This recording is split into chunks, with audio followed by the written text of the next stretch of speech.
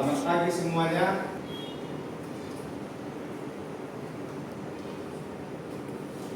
Selamat pagi semuanya. Pagi, Pak. Bagaimana kabar kalian hari ini? Baik, Pak. Oke, untuk memulai pembelajaran kita hari ini, marilah kita berdoa dulu, dipimpin oleh Berlian. Silakan Berlian pimpin doanya.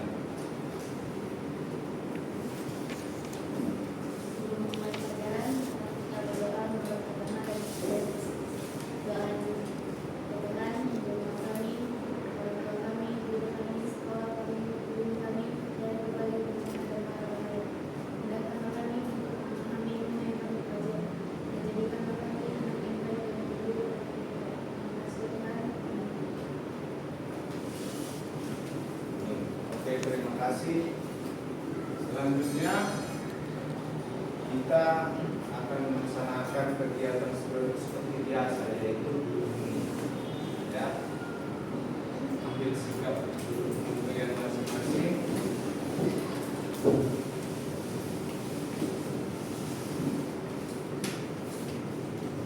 Ini dimulai.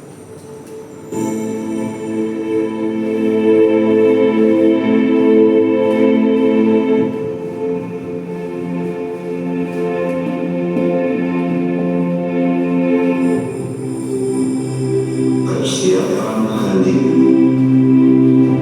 Tidurlah dalam sikap meditasi. Pastikan kamu cukup tegak lurus tanpa memaksakan diri. Leher dan kepala tegak, tidak mendongak atau menunduk. Rasakan tubuh Anda benar-benar rileks, santai, dan nyaman. Arahkan perhatian pada pernafasan. Biarkan pernafasan wajar dan alami. Duduk hening. Sekarang ingatlah pada cahaya lilin yang terang dan penuh. Secara perlahan, tutuplah mata Anda dengan ringan. Bayangkan cahaya kini berada di dahi, menerangi seluruh kepala dan pikiran Anda. Bawalah cahaya yang indah ini turun melalui kerongkongan menuju ke dalam hati. Bayangkan hati Anda bagaikan bunga teratai yang setelah perlahan mekar kelompoknya tersentuh cahaya kasih. Cahaya di dalam hatiku. Sekarang sebarkan cahaya ini, pancarkan cahaya kepada lidah agar berkata yang benar dan lembut. Cahaya menerangi mata agar melihat hanya yang baik dan suci. Terangi kedua telinga agar mendengar hanya yang baik dan benar.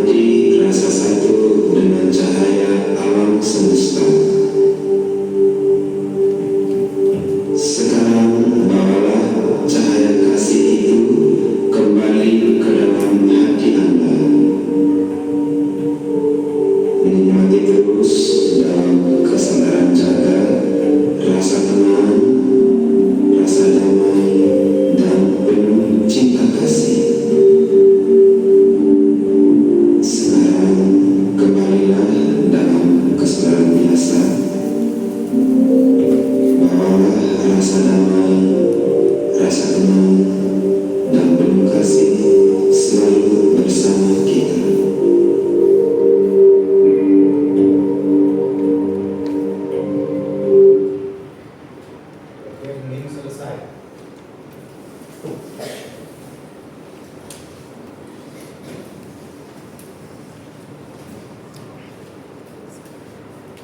selanjutnya kita akan bernyanyi lagu nasional. Biar lebih mantap nyanyinya, mari kita sama-sama berdiri. Kita menyanyikan lagu nasional Garuda Pancasila. Garuda Pancasila, 1, 2, 3. Garuda Pancasila, akulah pendukungmu, patriot proklamasi, sedia berkorban untukmu. Pancasila dasar negara, rakyat adil makmur sentosa, pribadi bangsaku. Ayo maju, maju, ayo maju, maju, ayo maju, maju. Oke, silakan dulu. Oke, selanjutnya seperti biasa sebelum kita mulai pembelajaran, Bapak mau ngecek dulu kehadiran di kelas ini. Kira-kira ada di kelas ini yang tidak hadir? Sekretaris? Sekretaris? Tidak ada. Tidak ada. Berarti hadir semua ya. Berarti kelas ini semangat terus setiap hari untuk belajar, ya kan? Gak bosan-bosannya belajar, kan? Bosan. Oke. Jadi Bapak harap kalian bisa tetap setiap hari terus semangat belajar. Belajar itu pun penting untuk masa depan kalian di kemudian hari. Kemudian tidak merasakan bagaimana menjadi orang yang susah. Ya, jadi materi yang akan kita pelajari hari ini adalah mengenai perubahan sosial budaya. Nah, Bapak akan menanyakan satu pertanyaan kepada kalian. Perubahan apa yang pernah kalian alami selama kalian hidup sampai saat ini? Perubahan apa? Siapa yang bisa memberikan pernyataan tentang perubahan? Siapa yang bisa?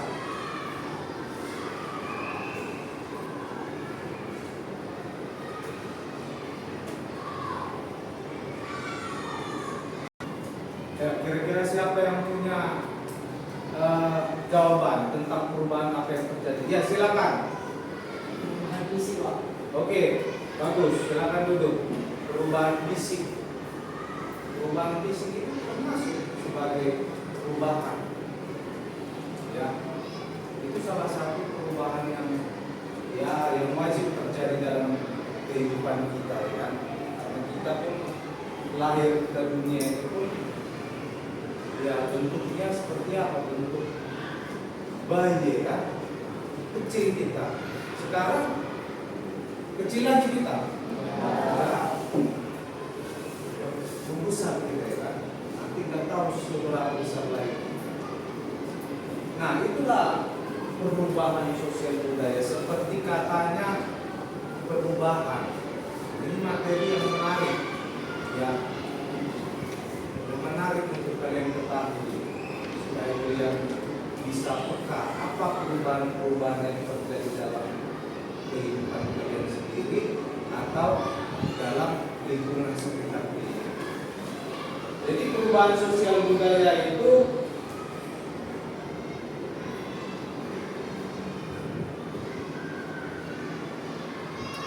menurut para ahli, yang pertama teori dan 3. oke, jadi tujuan pembelajaran kita hari ini untuk mengetahui perubahan-perubahan apa yang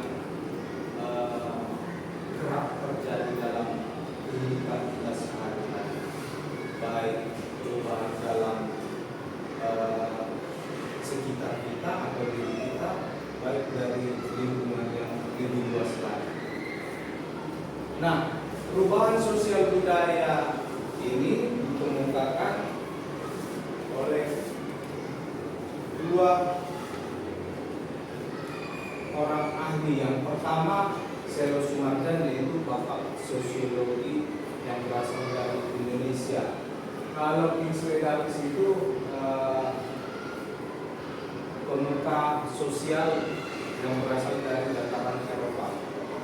Nah, menurut Selo Sumarjan, perubahan itu terjadi pada lembaga-lembaga sosial. Berarti lembaga sosial itu mengalami perubahan. Ada perubahan-perubahan yang terjadi dalam lembaga itu sendiri. Seperti kita ketahui, lembaga itu apa? Yaitu suatu kelompok. Jadi ada perubahan dalam satu kelompok itu. Perubahan apa yang terjadi dalam satu kelompok? Contohnya ada satu kelompok, ada lembaga pendidikan. Dan dalam lembaga pendidikan ini ada perubahan-perubahan yang terjadi. Contoh perubahan dalam lembaga pendidikan itu yaitu kurikulum. Kurikulum itu sudah sering berganti. Sekarang kurikulum apa? Merdeka. Iya, merdeka. Nah, sebelum itu kurikulum apa? Kurikulum K13. Jadi ada perubahan yang terjadi dalam lembaga itu. Tujuannya untuk apa? Ya, untuk meningkatkan pendidikan. Itu kata Selo Sumarjan, ada perubahan dalam lembaga. Selanjutnya, menurut Kingsley Davis, terjadi perubahan pada struktur dan fungsi. Nah, perubahan apa yang terjadi pada struktur dan fungsi? Berarti ada perubahan pada peran. Fungsi itu berarti ada perubahan dalam peran. Contohnya, perubahan peran laki-laki dengan perempuan. Dulu perempuan itu tugasnya sebagai apa? Zaman dulu, dia ibu rumah tangga. Dengan zaman dulu perempuan itu ibaratnya kalau nggak di dapur ya di kasur katanya zaman dulu. Itu katanya. Tapi sekarang perempuan itu nggak itu fungsinya. Perempuan itu sekarang bisa membuat apa? Perubahan. Mereka tidak mau memiliki fungsi seperti zaman dulu lagi. Mereka mau membuat perubahan. Perempuan itu bisa bekerja, perempuan itu bisa sekolah, dan perempuan itu bisa seperti laki-laki. Ya, hanya laki-laki aja yang bisa bekerja. Makanya di Indonesia ini pernah ada suatu gebrakan tentang perempuan yang dilakukan oleh pahlawan perempuan. Siapa itu? Ya, Kartini, ya benar. Dia membuat gebrakan bahwasanya perempuan itu layak untuk sekolah. Dialah yang membuat wanita di Indonesia itu bisa berpendidikan. Dia membuat suatu gebrakan supaya seluruh wanita itu mau sekolah. Karena zaman dulu nggak bisa, boleh perempuan itu sekolah, dan boleh laki-laki dan keturunan bangsa. Oke, selanjutnya perubahan sosial itu ada macam-macamnya. Ada berapa macam?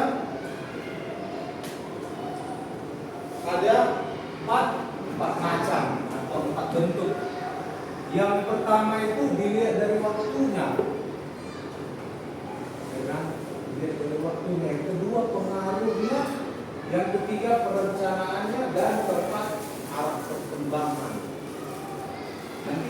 pahami ini satu-satu. Perubahan bagaimana ini empat poin. Oke, sampai di situ paham kira-kira? Mari ini materinya. Jadi dia bisa lihat apa yang di sekitar kami ini yang pernah berubah ya. Jadi dia lebih peka tentang perubahan-perubahan. Oke, yang pertama perubahan dilihat dari waktunya. Nah, dilihat dari waktunya. Jadi perubahan dilihat dari waktunya itu ada dua macam. Yang pertama evolusi. Ada dua macam. Yang pertama evolusi. Nah, evolusi itu berarti perubahan yang berlangsung secara lambat. Seperti yang bisa kita lihat di monitor. Jadi perubahan itu lambat prosesnya, tapi tetap terjadi perubahan. Nah, contoh di situ ada gambar kan? Ada kan? Nah, gambar apa itu? Kalau bisa kalian telah. Teori apa itu? Teori Charles Darwin tentang evolusi, bahwasanya manusia itu berasal dari monyet, kan? Monyet katanya. Kita berasal dari monyet kita kan.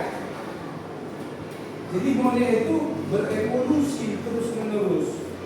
Prosesnya ratusan ribu tahun hingga menjadi manusia modern seperti kita saat ini. Prosesnya lama, tapi manusia mengalami perubahan. Ya. Nah, ada lagi contoh itu, masyarakat berubah dan berkembang dari tahap peradaban sederhana menuju peradaban yang kompleks. Kalau zaman dulu manusia itu apa seperti zaman sekarang? Ya kan? Itu pernah lihat film SpongeBob ya kan? Nah, film SpongeBob yang waktu si Patrick sama si SpongeBob itu bakar bakar makanan ya kan? Mereka pernah hidup di zaman itu, ya kan? Nah, mereka makan itu makanan mentah, tapi tiba-tiba kayu itu disambar petir ya kan? Timbul api baru dibakar ya makanan itu. Nah, terus manusia mengalami perubahan terus menerus sampai di saat ini manusia seperti kita. Nah, itu dia teori evolusi, perubahan secara lambat. Selanjutnya ada teori revolusi. Revolusi itu berarti perubahan yang terjadi secara cepat. Nah, betul. Ya, secara cepat. Berarti perubahannya itu enggak lama, cepat terus. Contohnya itu apa? Yang pernah kalian alami. Contohnya perubahan teknologi. Perubahan teknologi, handphone. Lihat berapa banyak jenis handphone. Setiap tahun keluar handphone seri terbaru. Maksudnya setiap tahun, setiap 6 bulan sekali itu seri terbaru keluar kan. iPhone. Dulu iPhone itu setiap 5 tahun sekali baru keluar serinya. Kalau dari iPhone pertama, seri pertama ya. Tapi sekarang iPhone itu setiap tahun keluar model-model terbaru, ya kan? Setiap tahun itu sekarang iPhone seri berapa sekarang? 16 ya kan? Bayangkan 16 sudah sekarang. Cepat dia perubahan teknologinya. Nah, di situ ada gambar. Apa itu gambar revolusi industri? Apa itu revolusi industri? Jadi perkembangan industri. Industri itu berkembang. Yang awalnya industri itu atau suatu produksi industri itu menggunakan tenaga apa? Kalau orang zaman dulu mau mukul atau memproduksi suatu produk itu dengan menggunakan apa? Tenaga ya kan?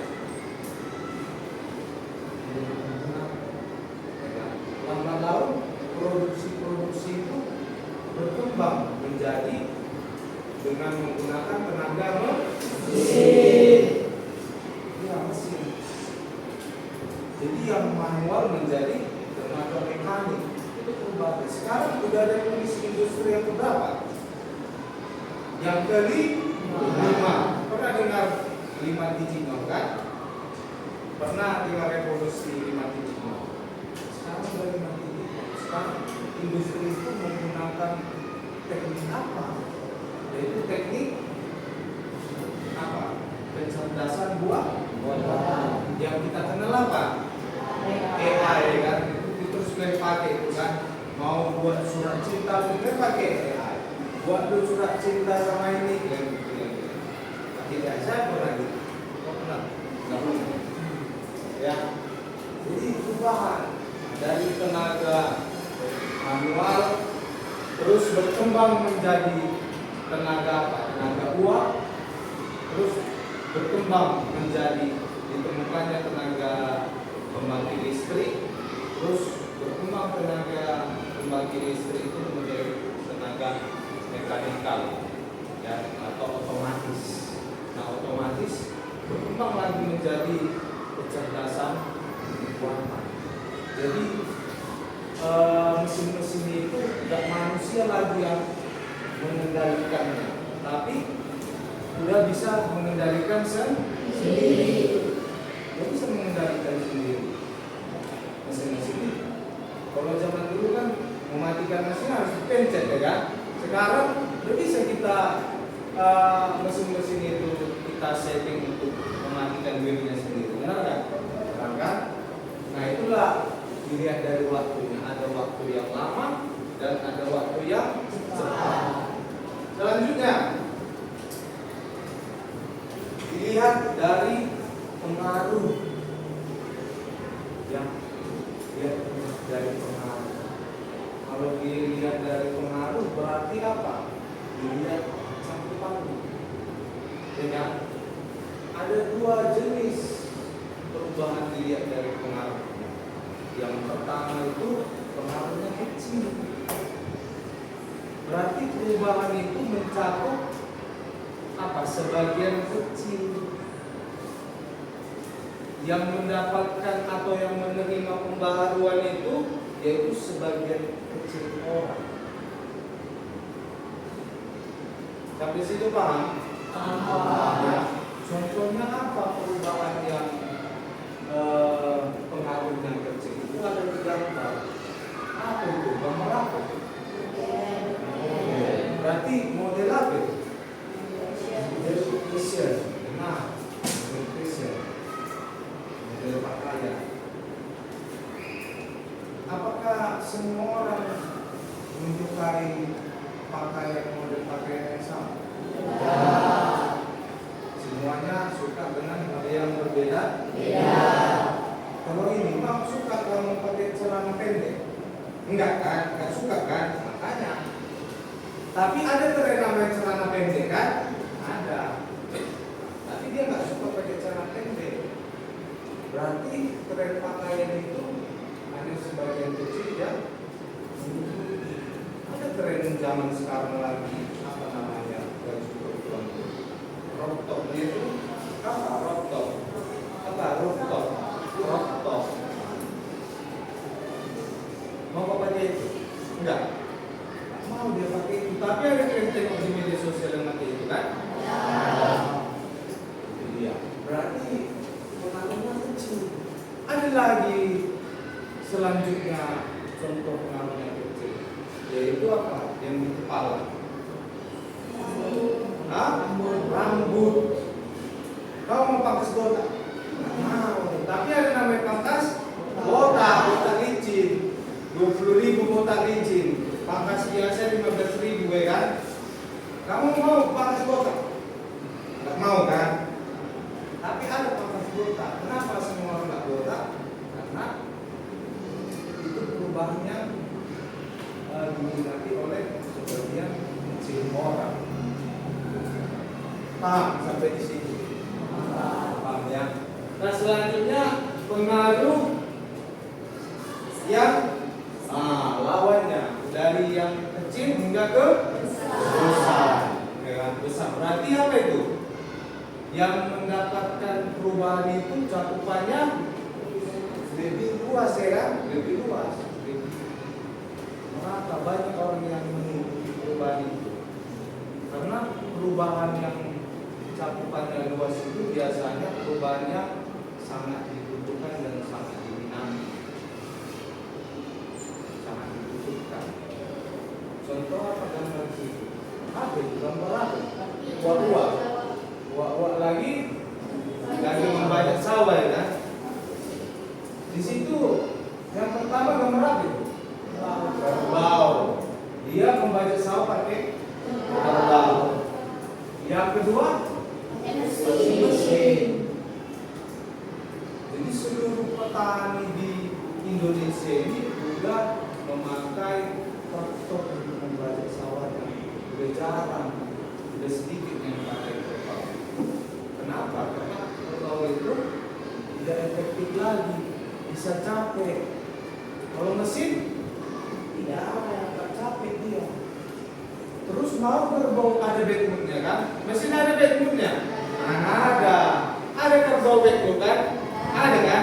Namanya makhluk hidup ya kan? Kamu ada backmood bukan? Ada. Itulah namanya makhluk hidup, ya kan? Ada perasaannya, ya kan?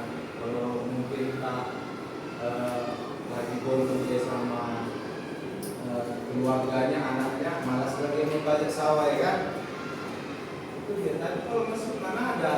Kalau mungkin dia baperan ya kan? Atau yang uang di belakangnya itu sawah mukul ya kan? Dipukulnya pula harusnya punggungnya, dipukulnya kepalanya ya kan? Lagi ya? Ya, perubahan pengaruhnya luas. Berarti banyak orang yang melakukan perubahan itu, dan pengaruhnya itu sangat baik bagi kehidupan masyarakat. Nah, selanjutnya dilihat dari perencanaannya. Ya, ini perubahan ada dua jenis. Yang pertama itu perubahan yang direncanakan. Berarti perubahan yang apa di situ diinginkan masyarakat. Diinginkan masyarakat. Ya, diinginkan masyarakat. Nah, kadang-kadang perubahan tersebut juga terjadi ketika dikehendaki oleh pihak tertentu. Ya.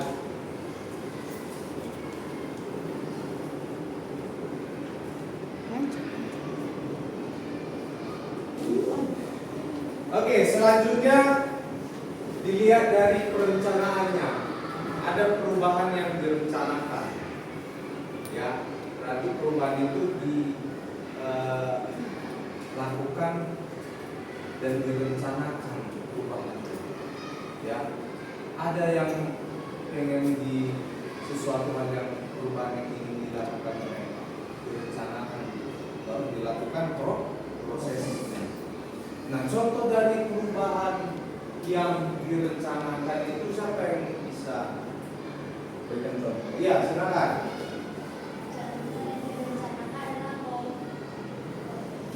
Satu saja. Program keluarga berencana atau KB. Oke, bagus, mantap. KB. Ya kan? Untuk apa KB itu? Untuk mengatasi lonjakan penduduk.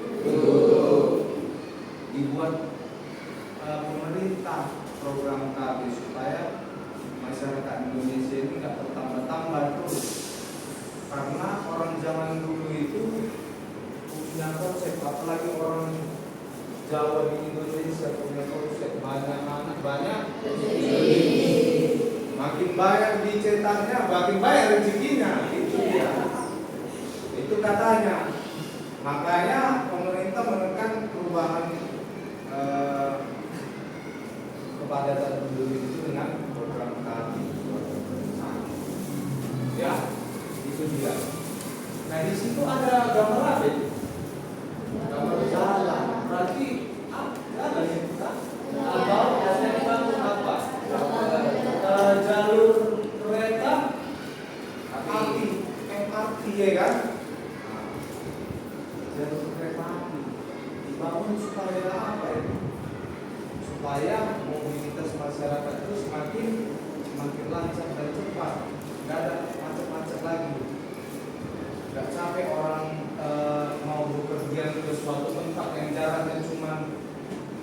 5 kilometer aja bisa nanti 5 jam dari jalan karena jadi pemerintah itu membuat apa suatu perubahan, yaitu bangunan infrastruktur seperti itu, yaitu jalur rel kereta api yang dari atas kereta api yang biasa kalian lihat itu kan dari bawah dia kan dari atas. Tidak ada Pak di Medan itu?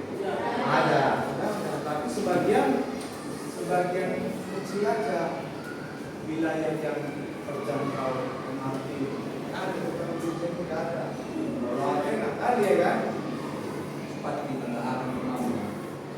Ya itu perubahan yang direncanakan. Bagus contoh dari teman kita tadi.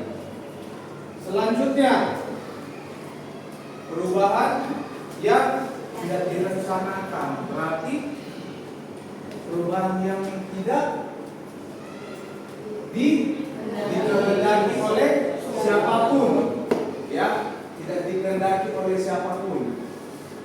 Nah di situ ada gambar apa itu? Gambar bencana alam. Ya bencana alam, bencana alam kita suka enggak? Enggak. Ada yang suka bencana alam?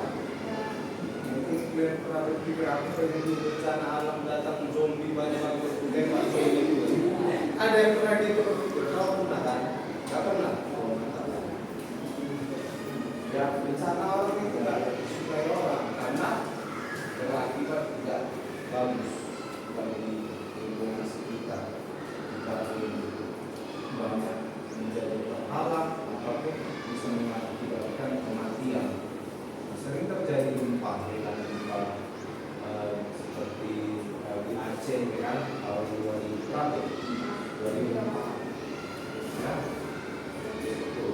Atau ada lagi yang punya contoh perubahan yang tidak direncanakan, siapa bisa? Oke, silakan. Oke, mantap, pandemi. Nah, kemarin ada pandemi yang baru kita lewati tahun 2019 sampai 2021 baru bilang pandemi itu kan barulah ya aktivitas kita udah mulai normal, cuma masih memakai masker.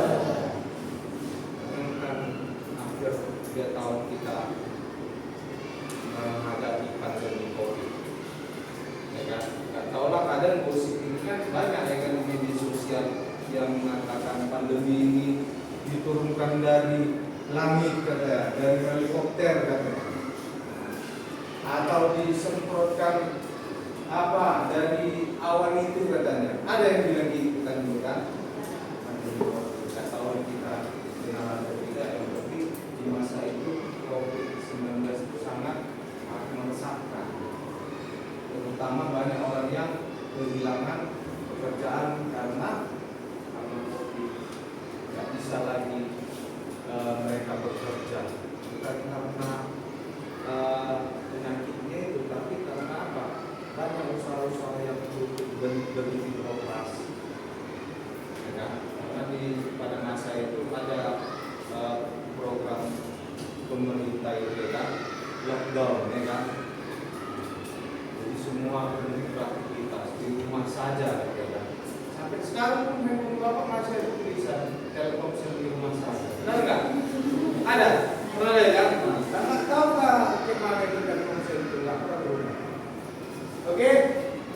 Sampai di sini paham?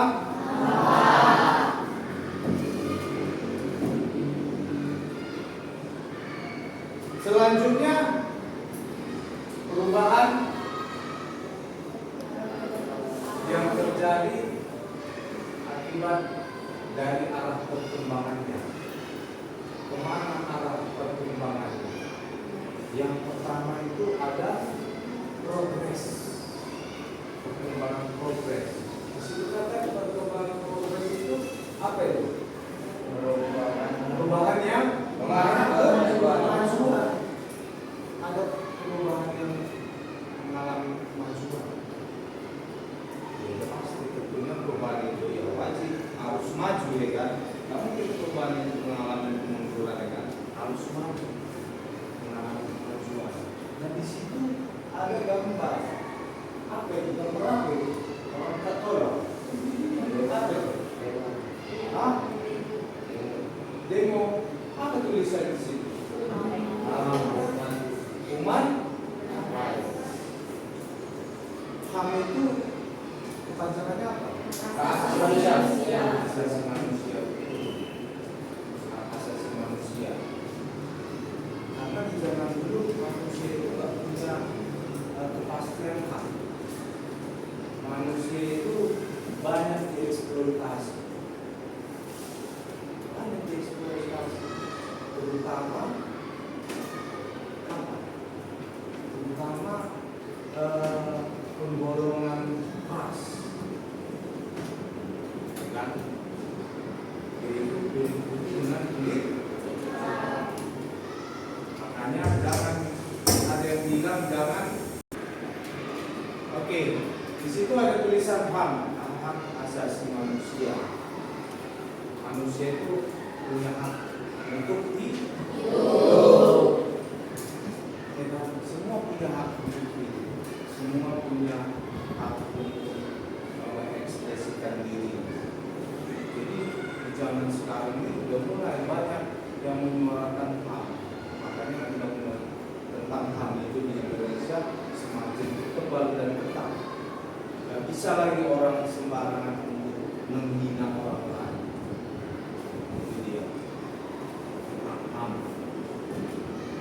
Atau di sini ada yang punya contoh, yang punya kira-kira bisa memberikan contoh. Ya, siapa? Ada yang bisa memberikan contoh?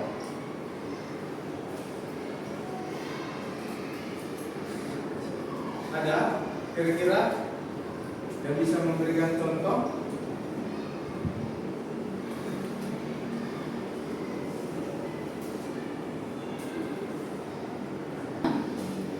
Sampai di situ kira-kira paham tentang ini?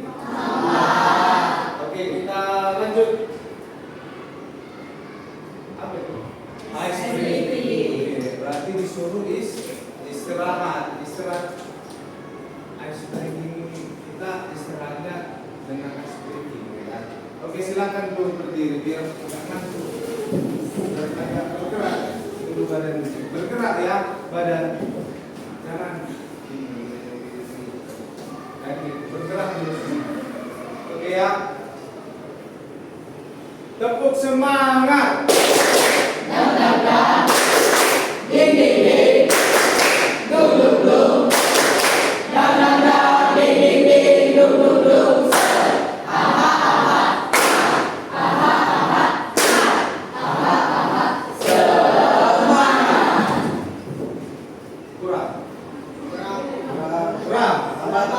Oke, silakan duduk.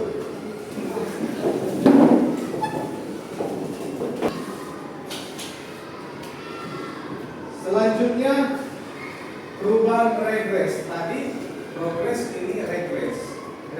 Regres ini berarti perubahan mengarah ke kemunduran.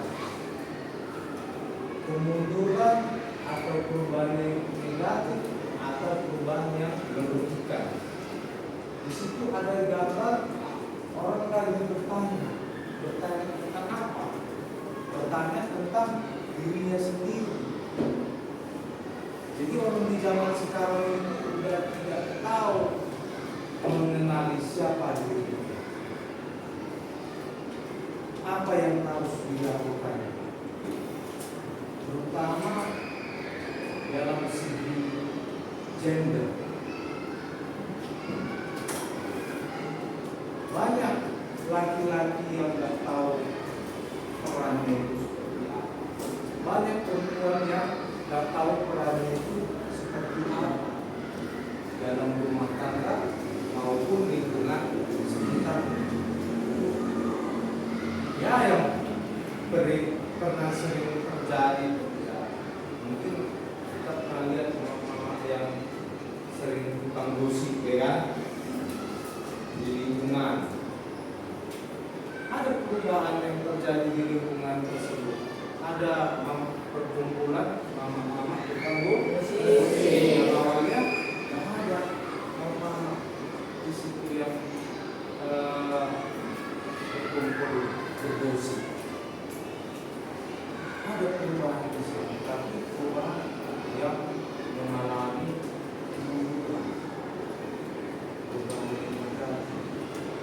perubahan yang tidak baik bagi kehidupan masyarakat. Oke, selanjutnya mengenai faktor dari perubahan ini. Berarti 4 contoh perubahan itu sudah kita paham. Yang pertama tadi berdasarkan waktu.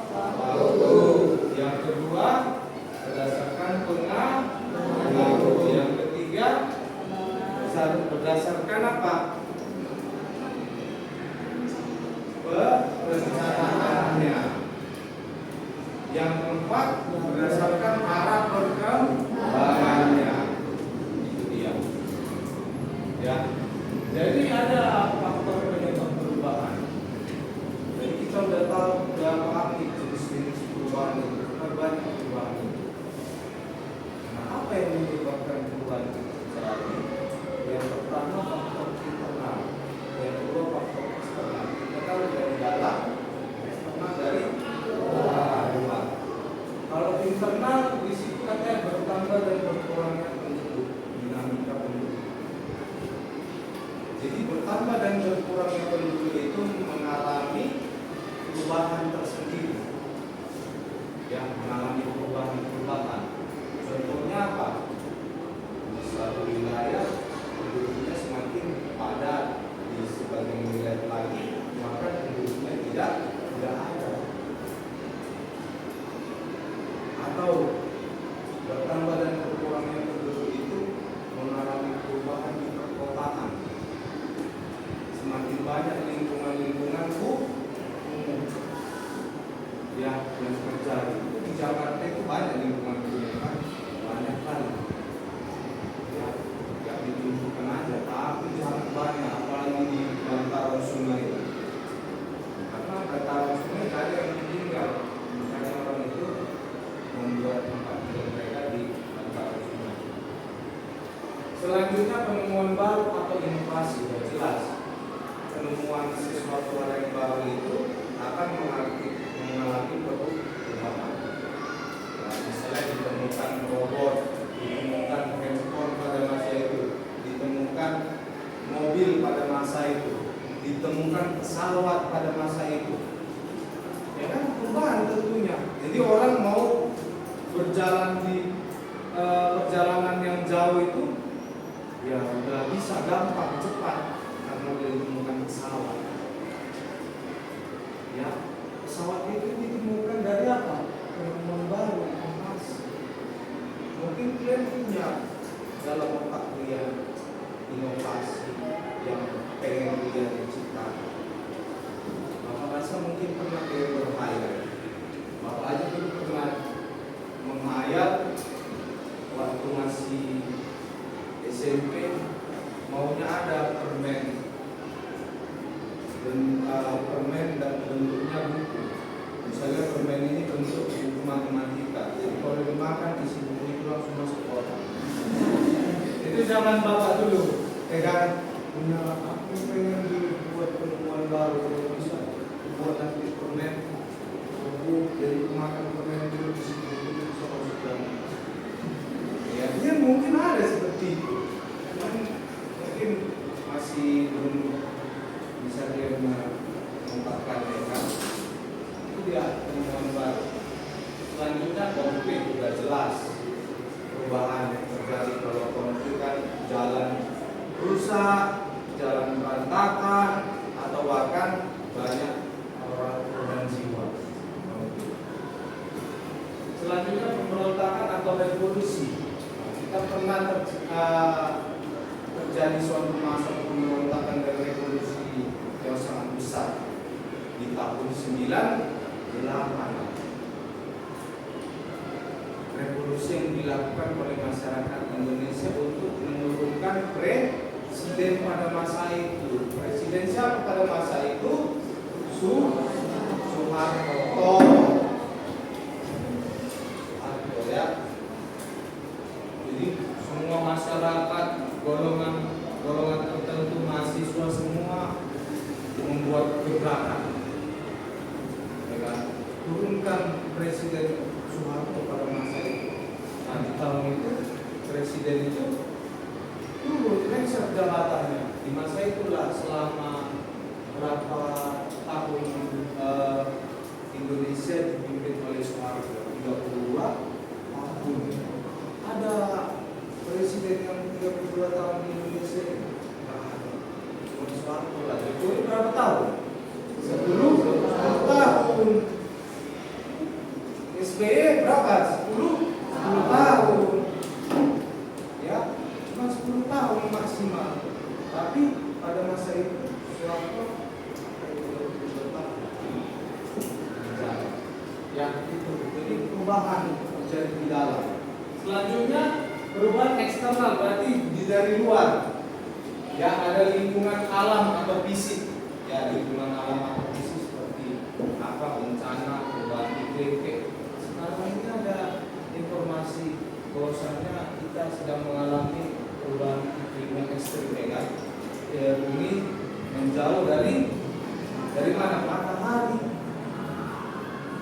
Bumi menjauh dari matahari mengakibatkan suhu yang ekstrim. Lihatlah berapa lama ya? 2 minggu ya? Lebih ya? Nggak hujan ya? Memang pakai sumur, masih keren sumurnya kan?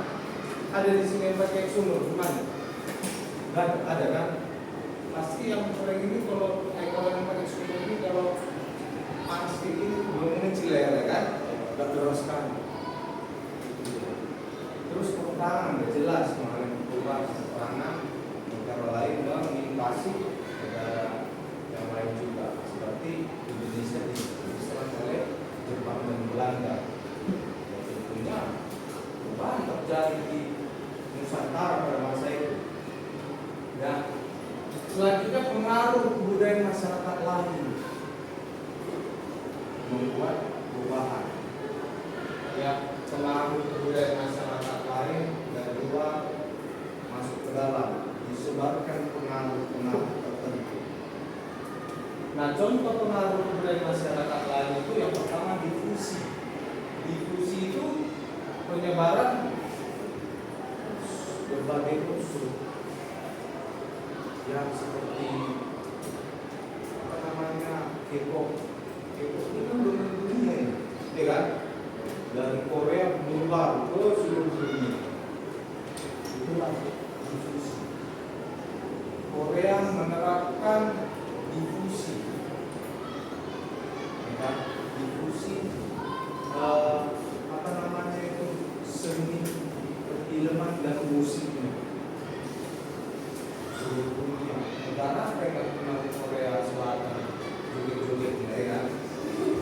Di sini pun tahu lah ya kan, bahkan ada yang penyuka K-pop, banyak banget klasik K-pop buat laki-laki pun ada nih, cuma diam aja deh. Itu dia kan. Terus akulturasi, percampuran dua kebudayaan. Kebudayaan A dengan kebudayaan B bercampur. Itu dia. Ya, bercampur tanpa menghilangi identitas kebudayaan A dan kebudayaan B. Yang hilang identitasnya. Nah, asimilasi sama dia, percampuran kedua kebudayaan tapi melebur dan menjadi kebudayaan baru. Ada kebudayaan baru yang tercipta. Itulah asimilasi. Terjadi proses akulturasi tapi melebur dan menjadi suatu kebudayaan baru.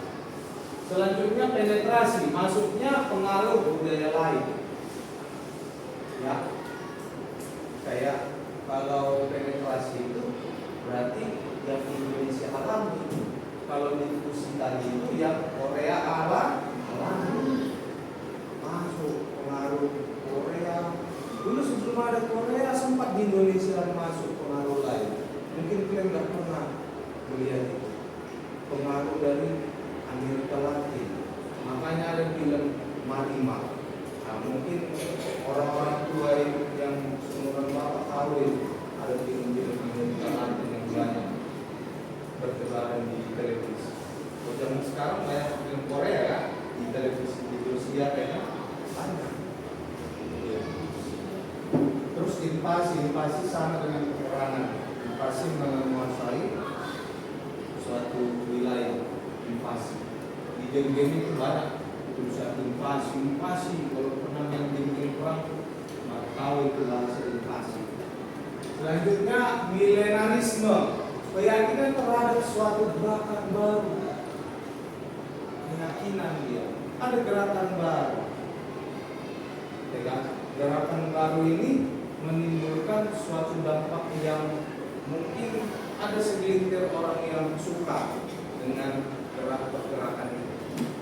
Contohnya, pernah dengar di Indonesia ada agama-agama baru yang baru muncul, ada rupanya pemuka agamanya ditangkap oleh polisi karena menyebarkan ajaran sesat.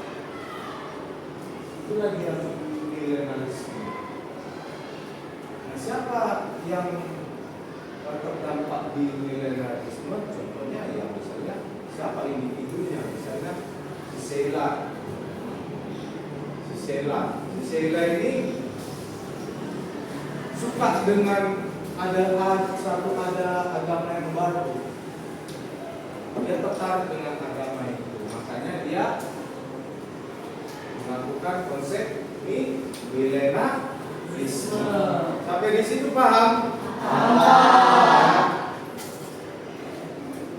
Oke, yang terakhir, faktor yang menghambat perubahan sosial. Tadi yang mendukung, yang mengakibatkan perubahan itu terjadi. Sekarang yang menghambat. Yang pertama, kurangnya hubungan dengan masyarakat lain. Kalau bahasanya itu zaman sekarang apa? Introvert, ya kan? Kamu introvert? Iya, dia bilang, ya kan? Introvert dia, ya kan? Dia kurang berhubungan dengan masyarakat lain. Introvert dia, nggak suka dia maunya di kamar tidur ngorok, game, menghayat. Nah, itu sukanya. Selanjutnya sikap masyarakat tradisional, maksudnya menjunjung tinggi adat istiadatnya. Tradisional dia, tak mau dia bergeser, dia mau giling, ya kan? Menggiling cabai, ya enak, lebih enak giling daripada pakai blender. Tak mau dia, sikapnya masih tradisional. Selanjutnya perkembangan ilmu pengetahuan yang terlambat. Indonesia pernah dihambat ilmu pengetahuan pada masa penjajahan Belanda dan Jepang. Maka Indonesia lambat untuk melakukan perlawanan karena dihambat pengetahuannya. Tidak boleh sekolah dibiarkan bodoh. Itu dia. Itu maksud dari perkembangan ilmu pengetahuan yang terlambat. Selanjutnya adat atau kebiasaan, adat atau istiadat yang sering dilakukan di rumah. Yang misalnya apa? Kebiasaan yang dilakukan di rumah. Contohnya orang tuanya nggak mau pakai dispenser, maunya airnya itu dimasak. Dimasaknya pun harus pakai kayu badan. Harus. Nggak mau beli pakai dispenser, nggak mau pakai air penggalon. Jadi ada perbedaan atau kebiasaan masa lalu yang diterapkan di rumah. Selanjutnya prasangka terhadap hal-hal baru atau sikap yang tertutup. Masuk kemudian lain ke tempat itu, berapa ini? Langsung berprasangka dulu dia terhadap pengaruh yang masuk. Tak suka dia. Itu dia. Ya. Itu ada gambar anti AI. Nah, banyak juga yang sekarang anti dengan AI kan, karena dianggap AI ini adalah ajaran yang sesat. Ya, ajaran yang enggak membuat suatu satu perubahan yang baik bagi masyarakat atau para pelajar, karena masyarakat itu lebih memiliki ketergantungan terhadap AI di kemudian hari daripada mencari informasi, membaca. Tidak ada usaha untuk menggali informasi. Dia bergantung santai dengan mengerti. Aku mau buat surat cinta untuk si ini, ya kan? Buat kami, coba nanti ya. Oke? Nah, sampai di situ paham? Materi yang Bapak sampaikan itu Bapak rasa sudah cukup. Selanjutnya kita masuk ke pembagian tugas kelompok. Ya, silakan dibagi kelompoknya, diposisikan duduknya. Oke, selanjutnya Bapak akan memberikan masing-masing setiap kelompok LKPD-nya, ya, lembar kerja peserta didik.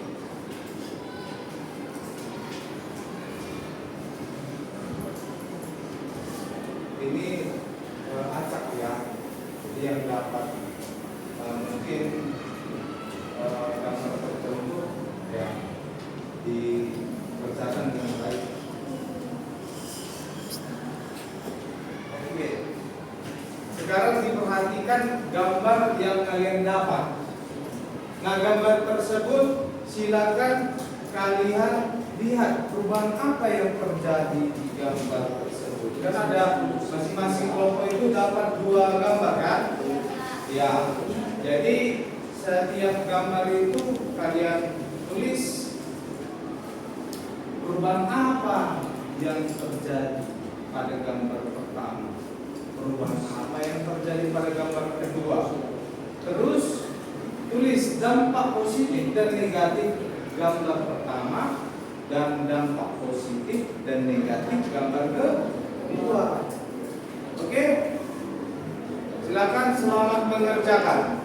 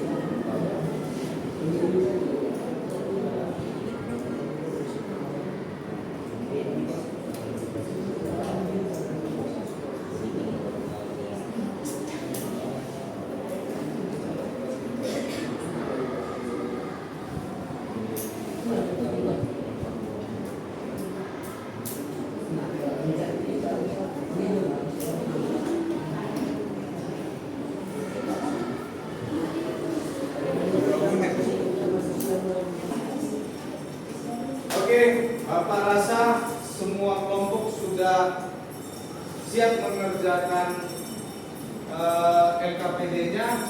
Jadi saatnya kita mulai presentasi. Ya, presentasi kita dimulai dari kelompok 1 seterusnya hingga kelompok 5. Ya, bersiap-siap semua ya. Kita mulai dari kelompok 1. Silakan maju.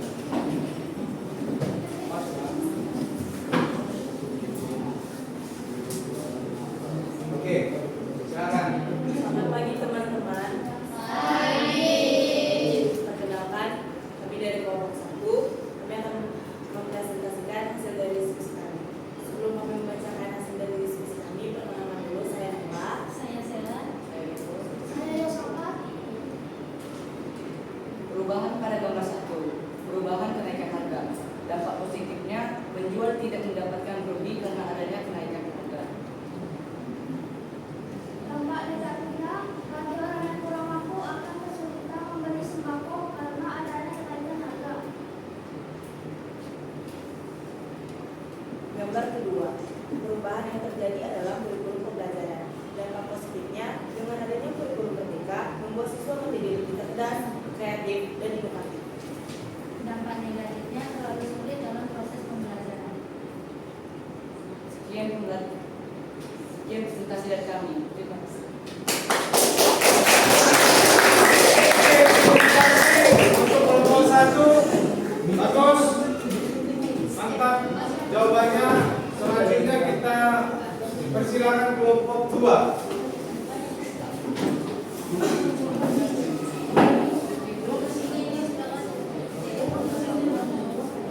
Oke, silakan. Selamat pagi teman-teman. Kami dari kelompok 2 ingin mempresentasikan hasil diskusi kami.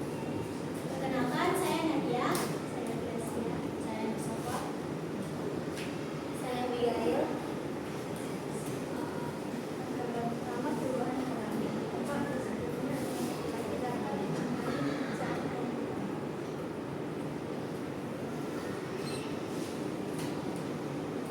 dampak negatifnya, perempuan menjadi malas bekerja. Untuk gambar yang kedua, perubahan model fashion. Positifnya, pakaian di dunia fashion semakin berkembang dan sering berjalannya waktu. Dampak negatifnya, model pakaian lama menjadi jarang digunakan. Sekian presentasi dari kelompok kami. Terima kasih. Oke, terima kasih atas kesimpulannya yang dari gambar tersebut. Walaupun ada teman kita mungkin tadi suaranya agak-agak serak ya, mungkin agak batuk dia ya. Oke, kita lanjut. Selanjutnya kelompok dari kelompok 3.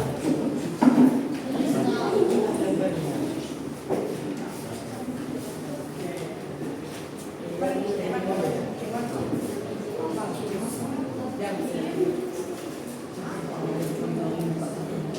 teman-teman kami dari kelompok 3 mempresentasikan hasil diskusi kami. Perkenalkan diri. Saya Ilyas, saya Bagian. Saya Zahara, saya Cinta. Pada gambar pertama terjadi perubahan, yaitu perubahan teknologi dari manusia ke mesin, yaitu cara terbang ke mesin bak. Dampak positif, masyarakat. Dampak negatif, tenaga kerja teller bank mengurang. Pada gambar kedua terjadinya perubahan teknologi dari menggunakan lilin ke lampu. Dampak positifnya lebih mudah dalam mengerjakan tugas. Negatifnya akan terlalu bergantung pada belajar. Sekian dari presentasi dari kami. Terima kasih. Hasil diskusinya kita lanjutkan ke kelompok 3. 4 ya Pak. Silakan.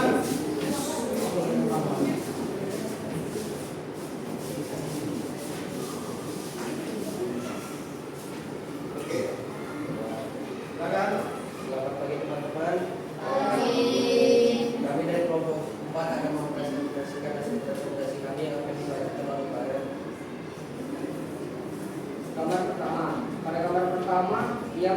perubahan yang direncanakan oleh manusia. Dampak positif dari gambar tersebut, manusia mulai bercocok tanam dan membuat makanan sendiri.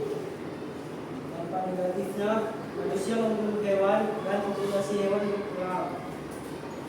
Sedangkan gambar kedua merupakan perubahan yang tidak direncanakan oleh manusia. Dampak negatif, berkurang populasi manusia dan rusaknya alam. Sekian presentasi dari kami. Terima kasih.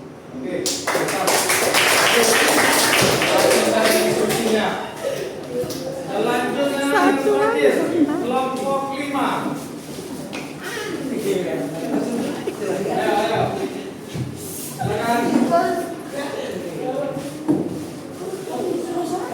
Silakan.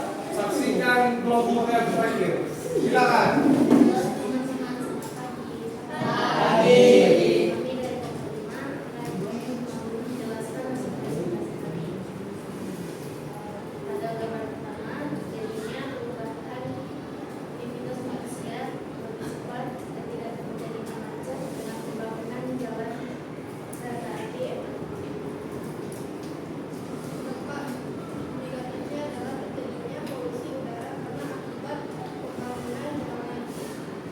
Dampak positif dari gambar kedua, terangnya negara tersebut mengakibatkan kemenangan atau kemerdekaan. Dampak negatif, terjadinya kekalahan dan meninggalnya pada pahlawan yang berjuang dalam peperangan. Oke, sekianlah presentasi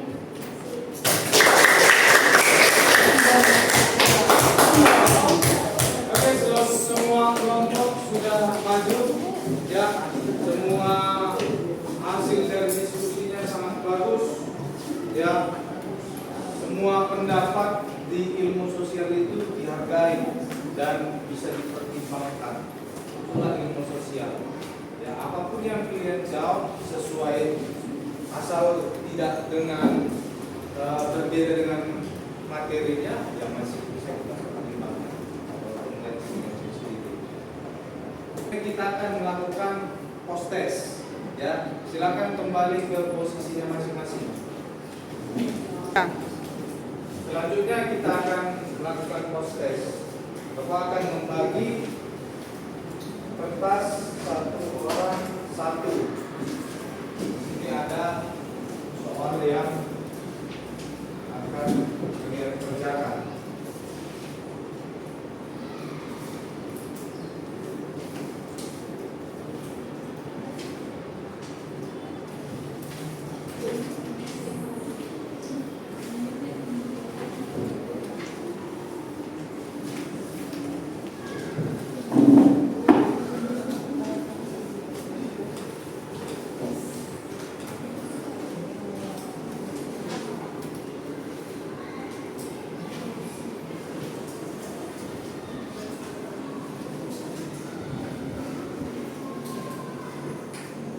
Nah, di situ ada soal berbentuk teka-teki silang. Silakan dikerjakan dan diisi. Jika ada yang mau ditanya, silakan boleh sama-sama. Waktu pengerjaan 5 menit.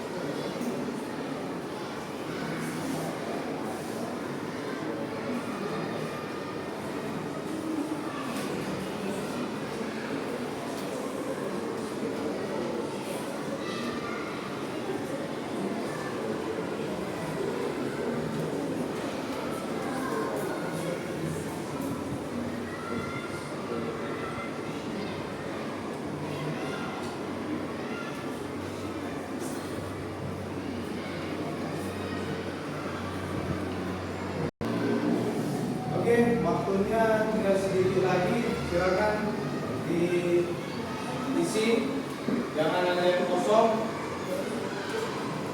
Ya.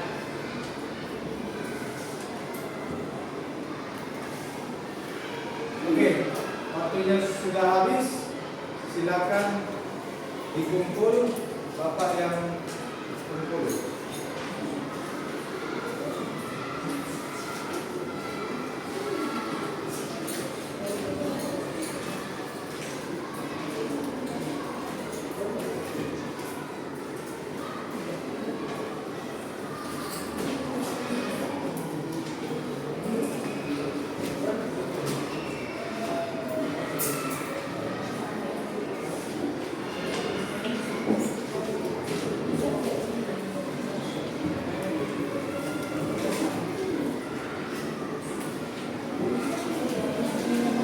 Terima kasih untuk hostesnya. Bapak lihat kalian ngisinya bagus, rata-rata benar ya, walaupun ada agak sedikit lain ya, apa-apa dimaklumi ya. Oke, terima kasih atas hostesnya tadi. Ya, jadi kesimpulan untuk pembelajaran hari ini dengan materi perubahan sosial itu berarti kita sebagai masyarakat itu harus bisa melihat apa yang berubah di sekitar kita.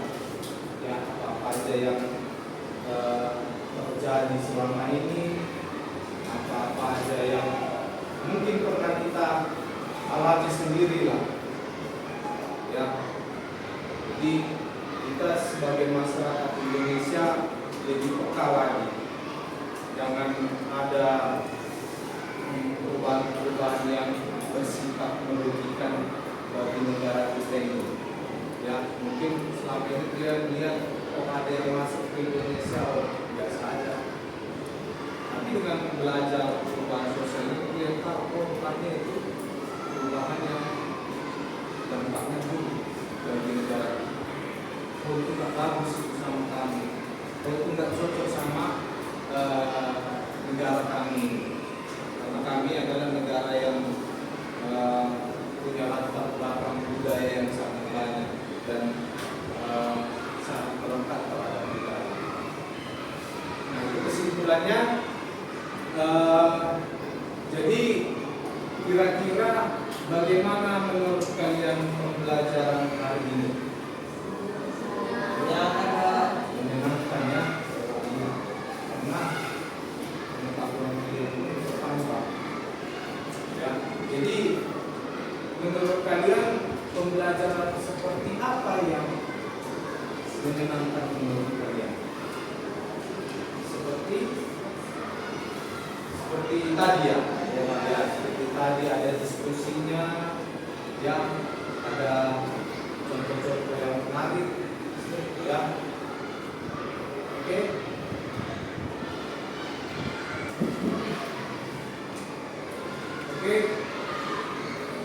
Jadi untuk pertemuan kita selanjutnya itu kita akan membahas materi tentang globalisasi. Apa itu globalisasi? Kalian akan mengetahui pertemuan selanjutnya. Jadi untuk menyudahi pembelajaran kita hari ini kita tutup dengan doa. Ya, silakan teman kita Bariana untuk memimpin doa.